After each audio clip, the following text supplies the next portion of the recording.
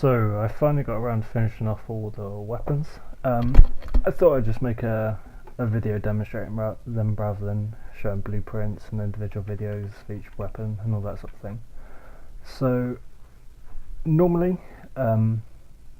you would swap skills through the character selection, so each class has a different skill depending on the weapon they're using, as you can see here. But I'll just be changing it manually in Blueprint just because it's faster for demonstration purposes rather than going to character selection every time. So I'll get started. Starting off with the Assassin. Typically I wanted each, I don't know what was happening with the skeleton there. I wanted each class to have like a unique feel, so I kind of deviated a little bit away from my game design document in that aspect, because it was something that I wanted from the start, but I didn't really consider it as much as I perhaps should have. So I have changed some of the skills, but I think for the better overall. So like I say, with the Assassin, I want them to be very much about dealing damage as quickly as possible, basically, and then either running away or having no need to run away because the enemy's dead, preferably. So I'll collect all the weapons and I'll show you what I mean. So first up, sword.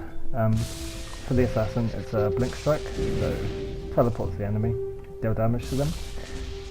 I haven't tweaked numbers and cooldowns and all that kind of thing too much yet, just because I want to get all the enemies created first, just so I can see how they play against each one. Because I'm creating all the enemies from scratch, it is taking me a bit more time rather than using the default ones and just tweaking numbers. But I think it'll fit better for my game because I'm doing catacombs and graveyards, and obviously having a troll throwing up on people in the graveyard isn't as thematic as having a skeleton. So next, power shot. Ideal for bosses, which is kind of what I want the Assassin to be best at. You fire on a target, you see, if it makes contact with something, the projectiles will converge for extra damage. Yeah, like I say, makes a great single target. Just wait for the skeleton to respawn. Next up is the hammer skill, which is spirit charge. So fires the projectile forwards, deals damage to anything it collides with, and you'll notice it doesn't despawn on contact, so it's great for, again, for larger models, because it can hit them multiple times if it's passing through them. It does have a slight knockback, but not as much as the skill that we see on the mage. Oh, I missed the star. Just classic fireball, same as what this fire skeleton's using. Deals initial damage to the first enemy it comes in contact with, and then explodes for AoE damage. So that's all the Assassin skills. I'll just change everything over now. So this is what would be the mage. So with the with the mage, I want sort of a combination of damage and survivability, mostly because they're ranged. I just want this to sort of be the middle ground. I expect the Assassin to have the fastest clear rate, then the soldier the slowest but the safest, and I want mage to be somewhere in between. So, I can't really demonstrate this skill too well, because it requires two enemies, but when we kill him, he'll explode, but only if he dies to that skill, so you can't weapon swap to get around it, that kind of thing.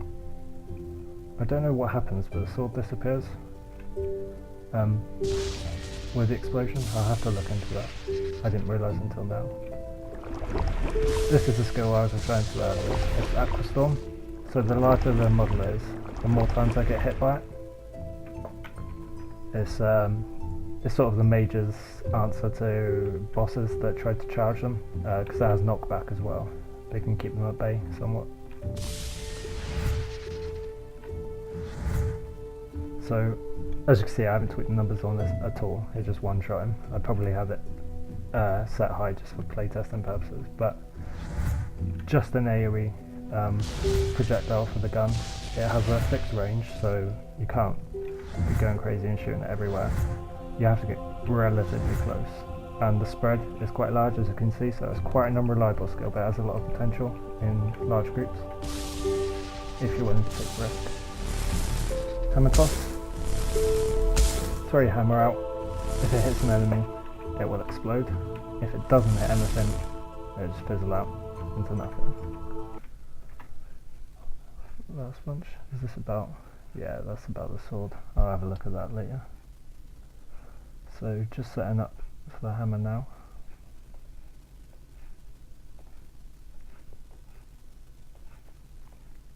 This is the warrior skills. So it's the last one. With the warrior, just going for a slow and safe approach basically. So it's a lot of ways of getting back armor, leeching health, that kind of thing, but obviously coupled with relatively low damage compared to an assassin. I'll just grab the weapons. So the sword deals damage in a small AoE and leeches back a percentage of the damage dealt as life. Quite a classic sort of RPG skill that I've incorporated into the genre. Barrier, I don't know if you saw it, but gives some armor back, good for prepping for boss fights, that kind of thing. Volley, again, it's the warrior's answer to large boss targets. Fires 3 projectiles that converges on a single point. If the enemy is large enough, you'll be able to hit them with all 3 projectiles. Last up is the mace skill when the enemy respawns.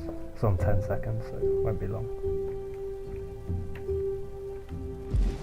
Get a bit closer. I forgot what skill I was using. So, Tectonic Strike. I don't know if you can see it that well in the video, but it fires the same explosion 3 times. It's got a very small radius, so the odds of hitting multiple enemies with multiple explosions is pretty low.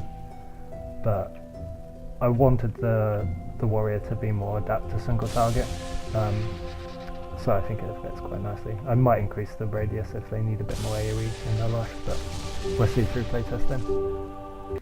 So that's all 12 skills. I will be tweaking them just because obviously they're not perfect yet, but they're pretty much there. I've done the bulk of the coding.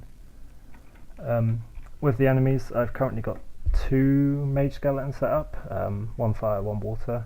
I plan on doing a melee skeleton, a archer, then the 4 mini bosses that guard each weapon respectively, and the 2 sort of quest bosses, as it were, the ones that you'll need to kill in order to finish the game. So this is how I'm doing with like meshing. I didn't do a BSP blockout just because my level doesn't really lend to it. I would change it all with static mesh anyway, so I really didn't see the point. I've painted my paths out anyway, and I have run them just to make sure they're fine. In terms of how long it will take to complete the level, so yeah, I've done the upper sort of graveyard area, as it were, then this sort of cave section where one of the bosses will be. I just need to finish off this cave section in this painted area here. Then this painted area will be the shrine. Here will be where the final boss is. I don't know why I have this massive static mesh here, but I do. That's where it'll be. So yeah, that's it for now. I'll probably make another video later tonight actually, just showcasing the level, because I hope to have it done by then. I kind of have a tentative deadline in mind for Monday, because once I've completed the meshing, I just need to create the extra enemies, which really won't take me too long at all, probably a couple of hours, provided I don't have any problems. And then after that it's just UI stuff, so I could probably do that in a day. But yeah, I'm aiming for Monday. Definitely want it done by Thursday, just so I can have some people playtest it perhaps. But yeah, that's it for now. Like I said, I'll post another video later today. Thanks, bye.